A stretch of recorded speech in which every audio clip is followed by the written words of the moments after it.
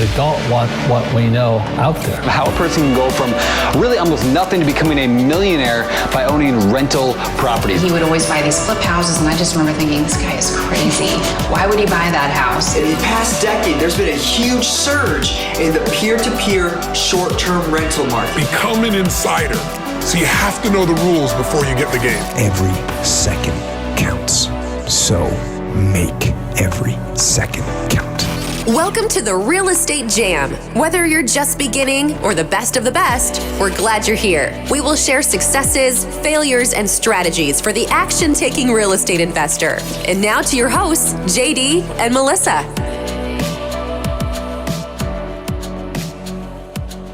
Hi guys, welcome to the Real Estate Jam podcast. I'm JD, and I am pleased to announce that we have a sub for the co-host today. Josh, thanks again for helping me out in a pinch. Of course. It's nice to be able to pick up the slack again. So, I mean, I'm sure your back hurts from having to carry all the weight all the time. Right. Hey guys, we got a really awesome show, and I'm excited about it because you know, there's so much opportunity out there, but a lot of people don't necessarily teach things the right way. And so you pick up a lot of guru information and you think you can do everything from syndications to land development, but that's not always the case. So I'm really excited to have you with us here today, Cody. We got Cody Bjugan, and we are super excited to hear what you have to share with our audience. And I think if it's okay with you, we just start out, if you could just give us a rundown of how you got started and where you're at, and then we'll see where the conversation flows. Sure. Yeah. Well, I mean, if I got into my whole history and all my failures and few successes, I'd take up the whole show with it. But I'll just tell you this, the way I got into real estate or got into my business model, which I started my business in 2002 and have kind of been self-employed since, is that it all started with me going through the hard knocks reality check of getting my high school girlfriend pregnant. And so what happens, instead of me going off to college and doing the college thing, and, you know, I had a lot of friends that did it and had a great time. I needed to provide for my family. Right. So, right out of high school, got married, had my son who's 25 today, and went right into the trades. And quite frankly, I went into the trades even before he was born. I went into the flooring union. And the reason the flooring union is because my father-in-law, or soon to be father-in-law, was in the flooring industry, had his own business. And he said, hey, go into the union. You know, they have great benefits. And so what happened is, by going into the union, after being there 3 months, you know, you qualify for full health insurance. And that's how I was able to pay for my son. And I stayed in that industry. I left the union, quite frankly, right after my son was born. Went into the private sector and, you know, just driven young man, wanted to provide for my family, and had a lot of success in the industry. And, but I got to a point where, I was a driven little guy. But I just, I was at a choice where his next step was owning my own store or doing something different. And I just looked at all my clients, and they were all home builders, land developers. And I saw, you know, how they lived their life. And, you know, to be transparent with you, vulnerable, is that the things I admired about those guys is the things I've come to realize aren't important today. Meaning that I was fascinated by their materialistic things, you know, so anyways, I made a leap for it. Me and a partner, guy that was a big part of allowing me to feel somewhat comfortable in making that leap of faith and going for it, you know, going self-employed. And long story short, I've been self-employed ever since, and been in land development, home building, quit building homes several years ago. But,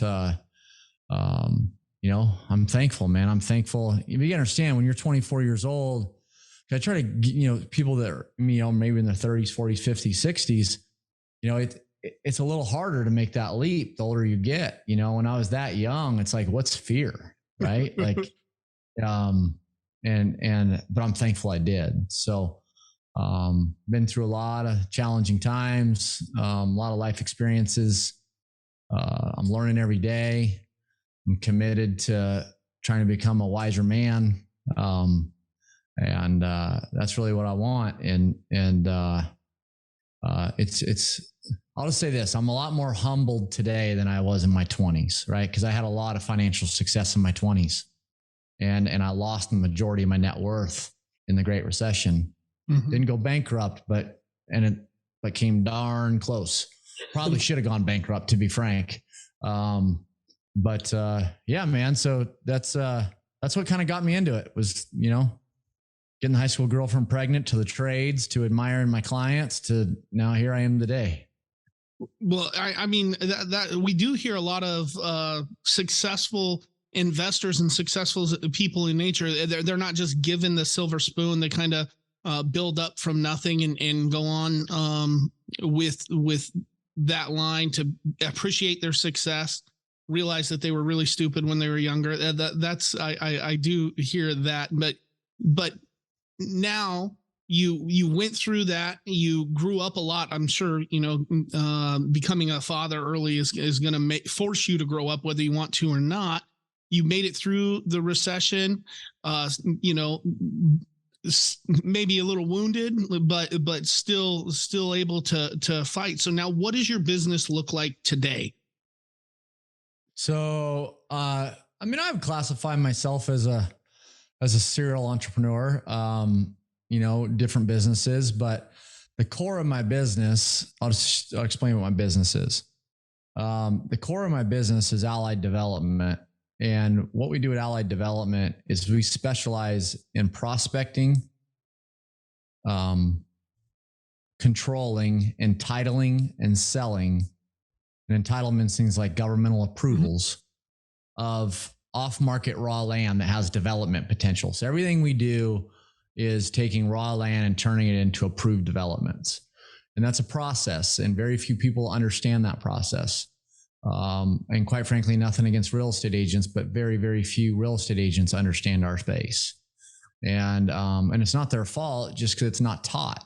Sure. And what that is that really is a value add model, right? Because we go and we take a piece of raw land, whatever it is, as is, right? Farmland, ag, whatever it is, right? And we turn it into an approved development. And there's huge, huge value in that. We've done lots of horizontal development too, where we actually put in all the streets and the infrastructure, the utilities and blah, blah, blah. We've built lots of houses. But what we've honed into, where we can bring the most value to the market and where we have the most specialized experience, is in off-market prospecting of land that has development potential and getting it through that governmental approval process. It just, we really carved that out as our niche. And also, there's a lot less exposure with that model, a lot less capital required, and risk, because, most of those deals are all double closing, simultaneous closing. So, it'd take us anywhere from, say, 9 months to 18 months to get through the process, and, the cash and earnest money and in approvals, engineers and consultants and all that. But at the end of it, we don't have an overly amount of exposure, because we don't get stuck holding the bag. And what I mean by that is owning the land, and then the market turns and you're in a bad spot. And I'll tell you, that happened. That's what hurt the most through the Great Recession, is that I was in the midst of developing projects, even pre-sold projects, right? Where I had the finished lots sold to home builders. And then the market turned. And even though I had a substantial amount of earnest money from those buyers, non-refundable, at the end of the day, they still walked. They were done. And by the time I was done developing the project and paying all my contractors, because I wasn't going to screw my contractors just because I was getting spanked, like a lot of guys do. They do, they do restructures in bankruptcy and basically screw all their contractors and keep all their personal money. I just wasn't willing to do that. I couldn't sleep at night if I did that. And but where I ended up is I had a project that I was into it for substantial numerous. I was into them for more money than they were actually worth. Yeah. Right. Even when you plug in the earnest money I got and all that, I was still way upside down. And so through this model that we now do and teach, you avoid all that.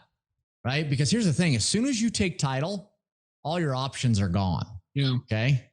So that's what we do. And then, so here again, I have this specialty experience, this specialty knowledge, and I have this desire to make a difference, right? Like my shirt says PIF, purpose, impact, fulfillment. So I'm very focused on these days, how to make a difference, legacy. And so I was convicted to start teaching what I do because no one's teaching it. It's truly a blue ocean opportunity. So I started my education company, VestRight, in 2019. And so we've taught hundreds of people how to do what we do. Not to be too long-winded, but I'll add one more element to that is that a lot of people tell me how smart I am because the two companies end up working together. Because what happens is all these students that I'm teaching, a lot of them end up bringing deals to Allied Development. Mm-hmm. And so I have acquisition people all over the country bringing me deals, and I have tremendous amount of deal flow. But I can just humbly tell you, man, that wasn't the original intention. My original intention was just to throw down the rope, make a difference, try to, have an impact on some people's lives by teaching my specialty. And then, but what happened is after we got going for a while, students kept asking if they could partner with us. And so finally we opened the doors to that option where they can go find the ready, willing off-market seller, tee it up. My team will come in and we'll ink the deal. We'll run all the approvals. We'll sell the deal. We'll capitalize the whole thing and we'll cut them in on the profits for bringing us the teed up seller. And so that's been really cool. We're doing a lot of deals with students right now, but I just got to tell you, it's a cool model, but it wasn't the original intention. So yeah, that's like great. Vertically integrated. Right. Yeah. Happy accidents. Yeah. Well, because I'm glad that wasn't my original intention because that would just be completely self-serving. Mm-hmm. And I didn't start VestRight to self-serve. I started VestRight to make a difference. Mm-hmm. So anyways, there you go. That's where we're at today. No. So I'll just go a step further. I got a thing I call E&E. Okay. Entrepreneur, not executive. Let me just tell you, if all you entrepreneurs out there, which I'm assuming a lot of you are that are listening, there's a good chance you're a shitty executive. Agreed. Okay. And so what I realized is my business, did okay for many years but it never really scaled in a big way. It was always just me and a couple of people. And in 2020, going through this, discovery, personal development, personal growth, humility, just really trying to grow, I came to realize the biggest thing holding my company back was me. Right. And so some of you've probably read the book, Who Not How. If you haven't read it, go read it, but Who Not How. And I came to realize that me being in that CEO seat was what's killing the company the most. Because just because I'm the visionary, just because I'm the founder doesn't mean I should be the CEO. Yeah. And so, I put a CEO in place and now I have a chairman in place. And so where we sit today is I have a headquarters in Dallas. I live in Scottsdale, Paradise Valley, and we have over 20 people on staff over there at our headquarters in Dallas. We're doing deals all over the country. And, I'm not the CEO. And I even I demoted myself from the chairman seat a few months ago, just a few months ago. I'm literally all I am now is a board member. And I just bring vision, right. As the founder, because visionary is my strength. And, but man, the business took off once I chose to get out of the way. And same for VestRight. I decided to get out of the way of VestRight, about 7 months ago. No, almost a year ago now. And boom, it blooms. And now we're reaching more people than ever because I got out of the way, I call that E&E or call that scale through humility, right? Like the more you humble yourself, I think the more opportunities you have. The more comfortable you're saying you don't know, the more your life is going to be blessed. Like a friend of mine, Kent, I said this to him a long time ago, but he has an event called Scale and Escape, right? And he did it on the West Coast this year and on the East Coast. Kent Clothier, I'm sure a lot of you probably know who he is. And I said to Kent one day, I said, man, I think just the opposite. I think escape then scale, right? Because I think you should build the business under someone that should be in the seat, right?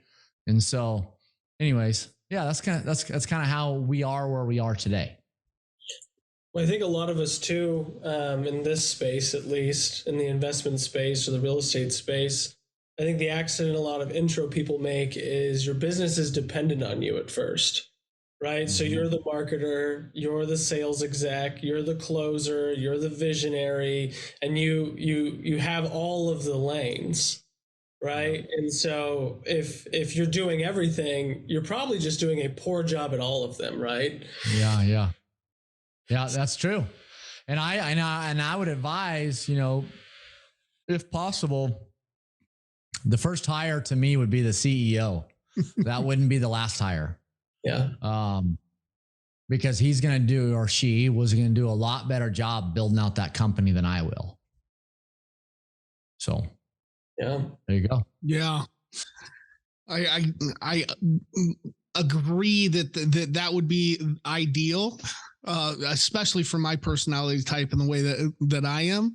I just don't see the way that's the easy solution, at least up front. I mean, really, if you had enough money, you can pay for the best CEO and you hire them right, and they could really drive your business. But some of us have that need for control that kind of gets in our own way from time to time. Yeah. So I would start there. Right. Cause that's a big problem. Yep. Trying to control everything is a big problem. And it is not, if you try to control everything, just mark my words, you will never have any lasting peace in your life. Peace is not possible for a long period of time if you're trying to control everything, because the reality is you can't control everything. And you've got to, I have this, one of my other sayings is believe, action, faith, right? So believe whatever it is you're trying to accomplish or business you're trying to build, believe that it's possible, believe you can do it, take the action to go do it. But at the end of the day, brother, there's a lot of things outside of your control, and that's where faith comes in, and without that faith, I don't want to tell you this. And I probably realized this 3 years ago. Well, actually, no, I realized it in 2016 when I heard a guy talk about it. And he said, just because you believe doesn't mean you have faith, right? That believe and faith are two different things. And ever since then, I've grown here. I fall short all the time, but whenever I'm out of peace in my life, I can instantly go over and look and say, you know what? I'm not exercising my faith muscle, right? Mark my words. Any of you that try to control everything and you got control problems, work on that. Get your reps in. See if you can try to give up that type of thinking a little bit and rely on that there's a lot of things out there you can't control, and have faith in that. And I would be amazed if you don't find you have more peace in your life. I can't agree with you more. I do think that it's easier said than done. It's easy when we're having this conversation. Yes, absolutely. Right. I mean, anything if it was easy, everybody would be doing it. Yeah, absolutely. Well, I guess I see this conversation going a little bit different than where I thought it would go, but I think that's a good place. So, what led you down this path of personal discovery, personal improvement, that whole direction? What was the catalyst that you learned was you need to be a better version of you? Yeah, great question. So I got married right out of high school, like I told you. And that marriage, I moved out of that. So I got married in 1997, and I moved out of the family home in January of 2016. Okay. So 19 years. very unhealthy relationship. I was a horrible husband. She wasn't the best wife either. Not the best, just a lot of things wrong, man. Just a lot of things. And I take ownership for it. You know, if I was to do it over again, there's a lot of things I would have done different. But with that said, when I did get out of that environment and I kind of got alone, I had to get real with myself, you know, and that, I mean, I had a lot of work to do. And I started my personal development journey, you know, to be real open with you. You know, it wasn't till my late 30s, you know, late 30s that I started reading books and I started doing masterminds and I started having mentors and I started doing court. Like I just didn't do any of that. Right. And that's probably one of the biggest, that's one of the biggest failures of my career, is that I didn't put value in those things. I'll tell you what, if I would have generated a whole lot of wealth through the Great Recession, because that was a phenomenal opportunity to generate substantial wealth. And I totally missed it because I didn't have those things in my life. And I'll tell you this, in the last, say, 5 years, I've grown more in the last 5 years than I did the previous 39, 40 years of my life. And it's because I've committed myself to the personal development, personal growth process.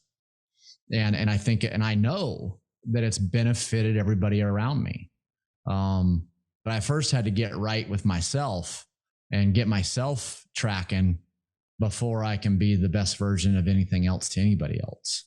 Sure. So what did that process look like? What did you need to do to get yourself right? That's a great question.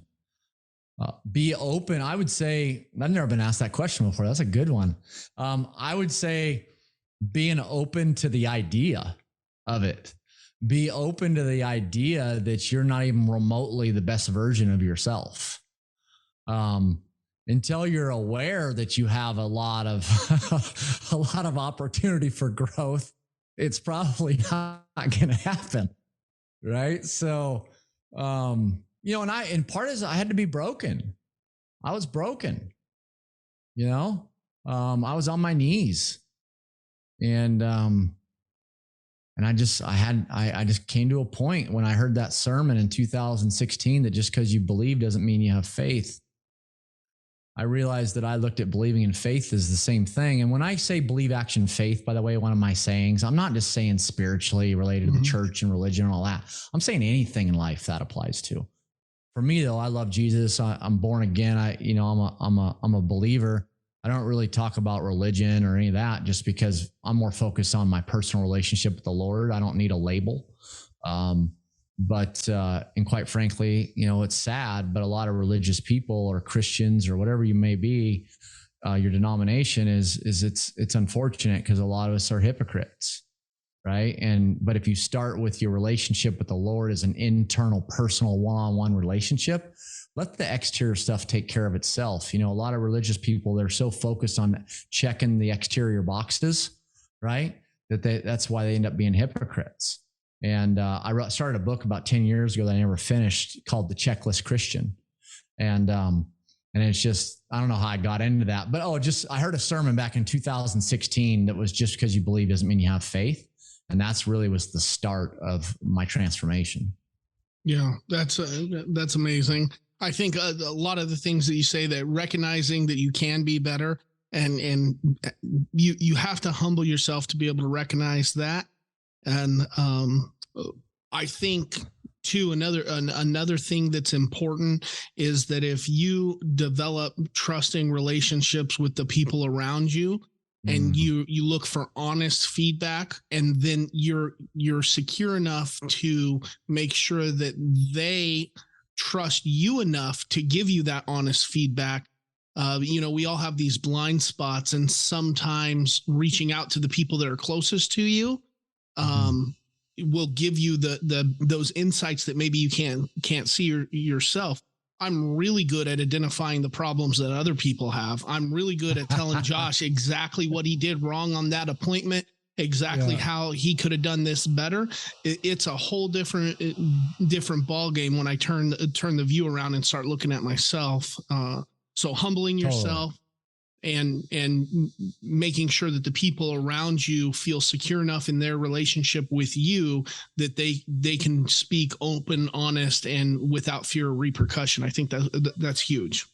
Yeah, man, that's a great word. I couldn't agree more. Character credit is everything. Trust is the foundation of any and every relationship. Without trust, the relationship doesn't hold weight. And, if you can get in a position where you have people around you that you can trust and you can have confidential conversations, once you know that it's confidential, now all of a sudden we can start feeling somewhat comfortable in being vulnerable. Yeah. Right. And I 100% am a believer that the magic happens when the vulnerability starts, right? Like that is where the magic is. And so I just love what you just said, because I think that's key.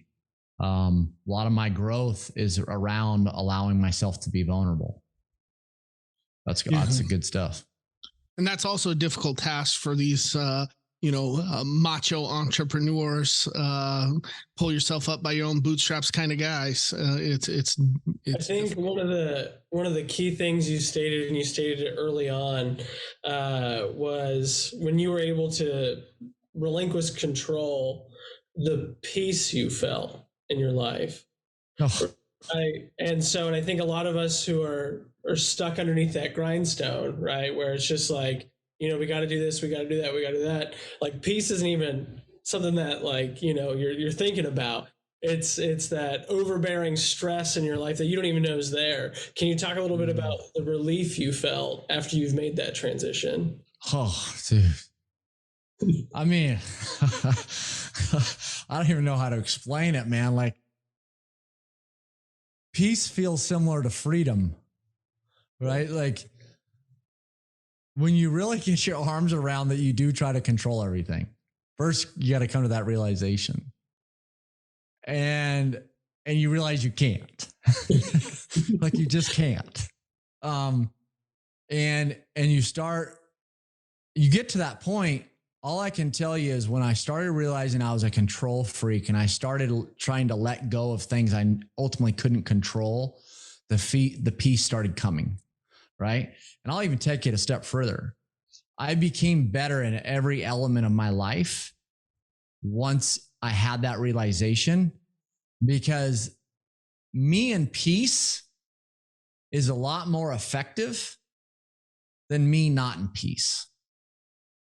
Make sense? Yeah, absolutely. Like, so I know you're grinding all this stuff. You got to do this, and that, right? Man, do me a favor. Okay. I got 8, and I know we're going to talk about my business model is beautiful. Okay. And people can go get we'll send them to my book and that they can have for free, a playbook, and they'll learn a ton about my model. Okay. But if I'm to be frank, and I spoke to our team over at Vestrite this last weekend, and I told them, hey, here's the reality. My land deals, my model that's very unique, blue ocean, that no one knows how to do, that I'm the only one teaching it. It's the carrot, right? It's the carrot we're dangling, but it's ultimately to dangle them because I want to get to them on the personal development side, because that's where I feel like I can have the most impact because I've been through it. And so it's like, we ended up over here because this is where my heart's at. This is what I love to talk about, even though I'm a real estate expert, right? So, now I lost my train of thought, but you asked me the peace thing, and what else did you say? I just said if you would talk a little bit how the relief, I guess the relief was the word I used, but that was it. And I think just how good it felt once you made that transition, as hard as it was. Yeah. I mean, I'll just tell you that I've become much, much more effective. And I can tell you with absolute certainty that I've become better in every area of my life because of it. It's great. 100%. So if you were going to if you had the ear of a listener and you could give them that one piece of advice on how to move forward in their either personal development journey, or the one key thing that you picked up on, what would that one piece of advice, somebody who's recognized that they're not the best they can be and they want to start down that path, what do you tell them? Fear's not real. And I didn't plan an answer. I didn't know you were going to ask me that question. And I've actually never answered that question that way. I've been asked that question a lot of times, and I try to mix it up a little bit. My answer for you today is fear is not real. The biggest thing that holds people back is fear. Danger's real. Fear is not. So are you willing to face fear and go to battle? We talked about faith a minute ago. I'm going through this little trial right now, this little tribulation in my life, and I won't get into the details of what it is. But I'll just tell you that I've journaled many times over the last several weeks, and I've prayed many times over the last several weeks. Faith over fear, faith over fear, faith over fear. Here's the reality. You put faith and fear in the ring together, faith will whoop fear's ass every single time. Every single time. And don't get me wrong, I'm human.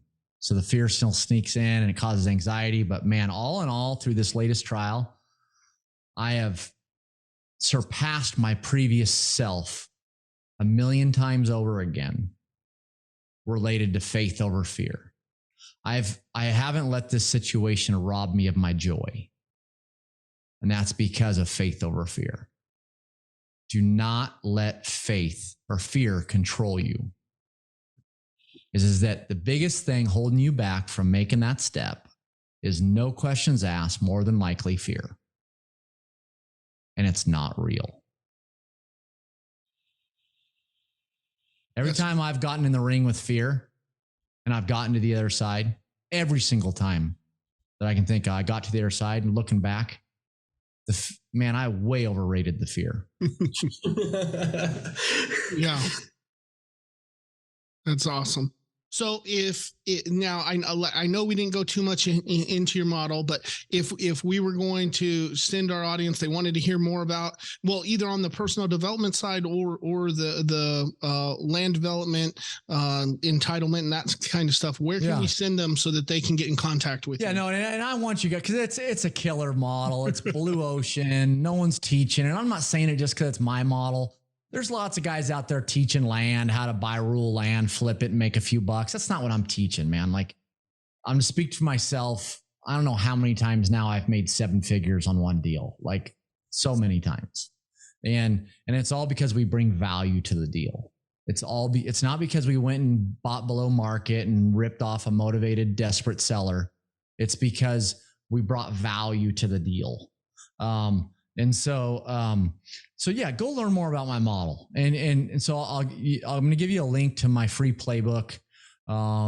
It's just go to Vestrite, which is my education company, vestrite.com/jam.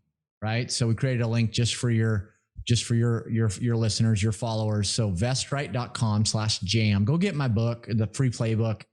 And I can't guarantee things. I wish I could, but I'll just say, if you don't come out the other side of that playbook much more educated, I would be absolutely amazed. And here's the thing. You might decide you never want to go do what I do.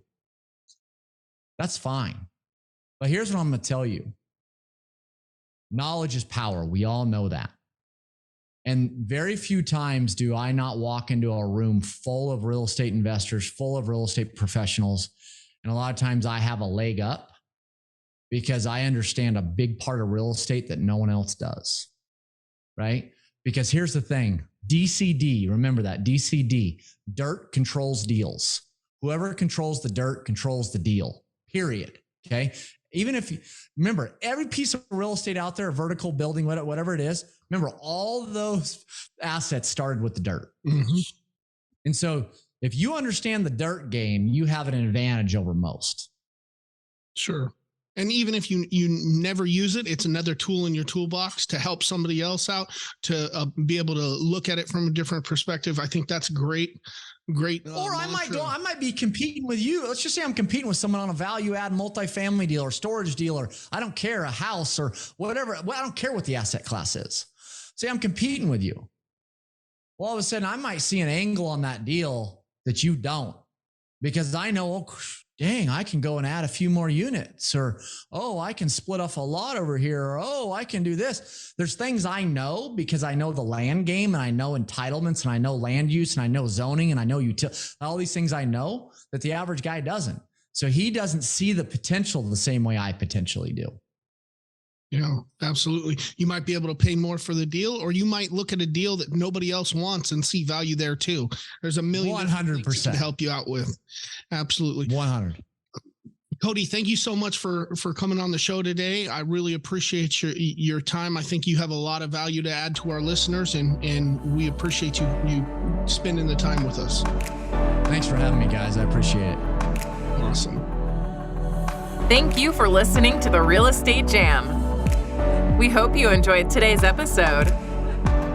For more information, check out our website, therealestatejam.com, or find us on Instagram, Facebook, and Twitter at The Real Estate Jam. If you have any questions, feel free to drop us an email at therealestatejam@gmail.com. See you next episode.